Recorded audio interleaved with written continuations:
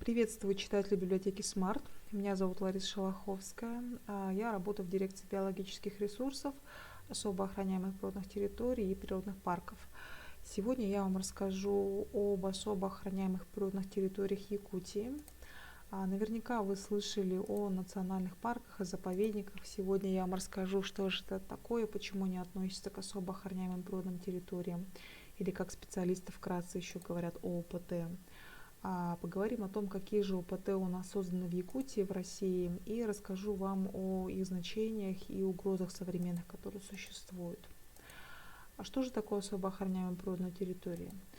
Специалисты выделяют два пункта для определения этого термина. В первую очередь на ОПТ должны быть расположены природные комплексы, либо какие-то объекты, которые имеют очень важное значение: природоохранное, культурное, эстетическое и прочее. Например, белый медведь является представителем редкой фауны России и Якутии. Там, где у нас обитает, там, где у нас размножаются, у нас организуется ОПТ. Или другой пример, это уникальный геологический объект Якутии, возрастом более 500 миллионов лет. Все узнаем, это у нас Ленские столбы, и вот на данной территории у нас был организован национальный парк. Второй пункт, второй подход к определению. Особо охраняемая природная территория охраняется государством, поэтому должна иметь четко определенные границы. И как пример вам город Якутск, и рядом у нас ближайший ОПТ, это ресурсный резерват Кинкемия. Границы, они оборудуются информационными знаками, которые называются аншлаги. То есть таким образом у нас выделяется два пункта. Первое, это территория должна иметь определенное какое-то культурное, эстетическое важное, рекреационное, научное значение, и она имеет четко определенные границы, внутри которой осуществляется государственный экологический надзор. Чем же полезны ОПТ в мире? По информации Международного союза охраны природы выделяются определенные пункты. В первую очередь, конечно же, как я уже упомянула в самом начале, это сохранение экосистем и биологического разнообразия. Приведу такой яркий пример: это сохранение представителя редчайшей фауны. Это у нас стерх, там, где у нас гнездится, где у нас останавливается во время своей миграции в Китай, организует сохраняемую территорию для того, чтобы минимизировать воздействие со стороны человека. Второй пункт достаточно такой важный, это возможность для людей восстанавливать свои физические и психологические силы. Мы очень все любим отдыхать на природе, это очень особо актуально для, скажем, городских жителей, для жителей мегаполисов особенно. И чтобы сохранялись вокруг городов или где-то вблизи нетронутые человеком места, куда мы могли бы отдыхать и обращаться к первозданной природе, конечно же, там организуются такие участки охраняемых территорий. ОПТ у нас помогает предотвращать разрушение и способствует восстановлению почв. Кроме того, является гарантом сохранения чистого воздуха и чистой воды для населения. У нас также в границах охраняемых территорий, которые не тронуты у нас человеческим освоением, обеспечивается круговорот питательных веществ в природе. Также у нас данная территория помогает регулировать климат. К примеру, таким примером является у нас Арктика. В данной зоне у нас географически достаточно высокое количество охраняемых территорий. Если говорить об охраняемых территориях России, у нас выделяются определенные категории, каждая из которых определяет режим охраны. Зона с самым строгим режимом охраны, где запрещено у нас, к примеру, не то что охотиться, а вообще находиться посторонним, разрешено там только научным сотрудникам, работникам заповедников находиться. Это заповедники, и всего их 109 в стране выделяют. Также есть такие достаточно популярные, известные категории, как национальный парк. Здесь у нас в границах данной УПТ могут выделяться зоны, где можно отдыхать. Ярким примером является национальный парк Ленские столбы. Также выделяются государственные заказники, это территории там, где у нас сохраняются определенные виды, скажем, либо ландшафты. Памятники природы, как правило, они имеют небольшую площадь, но опять-таки у нас сохраняют какой-то вид, либо какой-то ландшафт. И дендрологические парки, ботанические сады.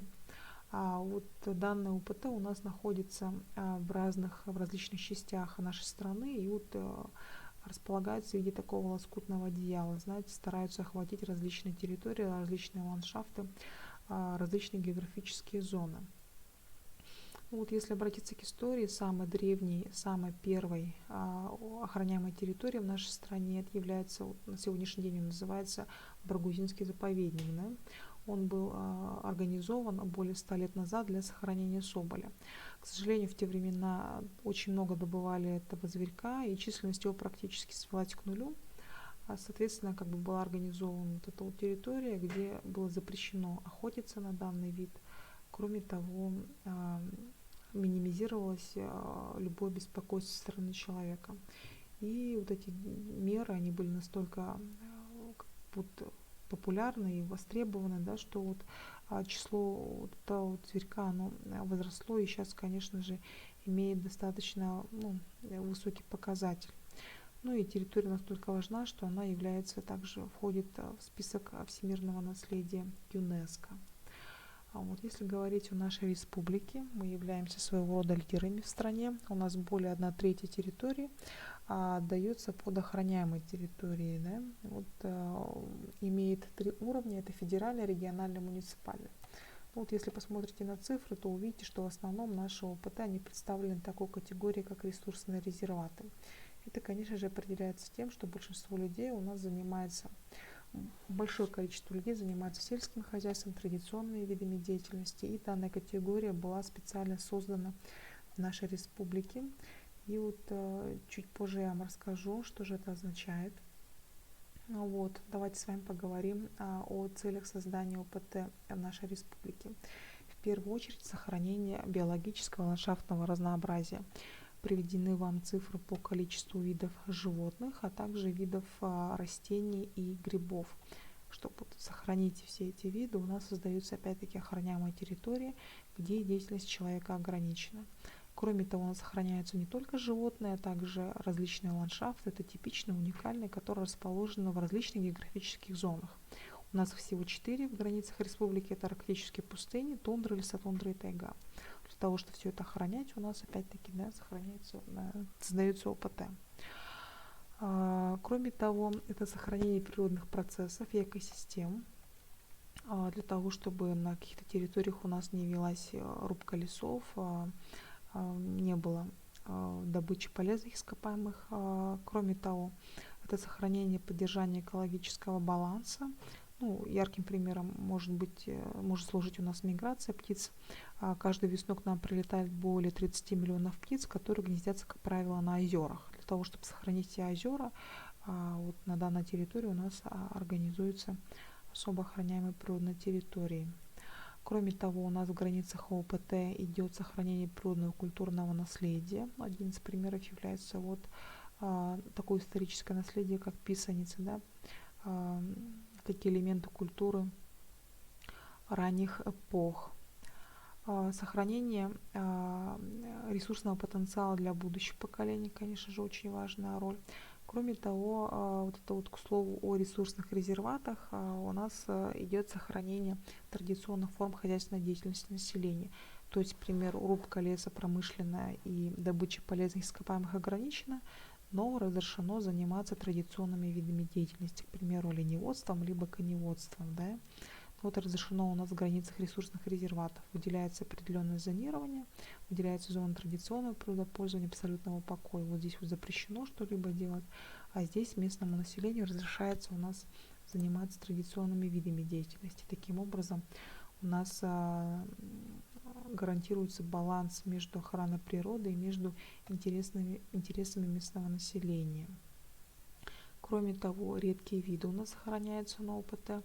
Тоже вам такая информация о редких растениях и грибах, и также о редких животных. Как правило, там, где их много, там, где они концентрируются, там, где проходят их основные пути миграции, у нас организуются особо охраняемые природные территории. В заключение, если говорить о современных угрозах, прежде всего, конечно, это у нас геологоразведка.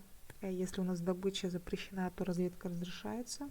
И, соответственно, наши госинспекторы, которые работают, они должны заниматься и занимаются контролем добывающих компаний, чтобы те не загрязняли охраняемые территории. вот, либо, скажем, сотрудники не нарушали природоохранное законодательство и не занимались беспокойством о животных, к примеру, да. Другая угроза – это незаконная охота. Если, к примеру, законная, она квотируемая, она научно обоснованная, то незаконная охота, конечно же, может нанести серьезный урон, и наш госинспектор опять-таки с этим борется. Другая проблема – это весенний сельхозпал. Понятно, что здесь у нас могут гибнуть мелкие млекопитающие, рептилии, птенцы, да, которые не могут убежать от огня. Кроме того, вот такой сельхозпал может потом стать неконтролируемым, да, и может исчезнуть, сгореть большие площади лесов. Ну и такие угрозы выделяют специалисты, как чрезмерный выпас, перевыпас скота, вот, и разрушение земель вследствие распашки. Ну, такие вот основные угрозы выделяют. Вкратце постаралась вам рассказать о системе УПТ Якутии.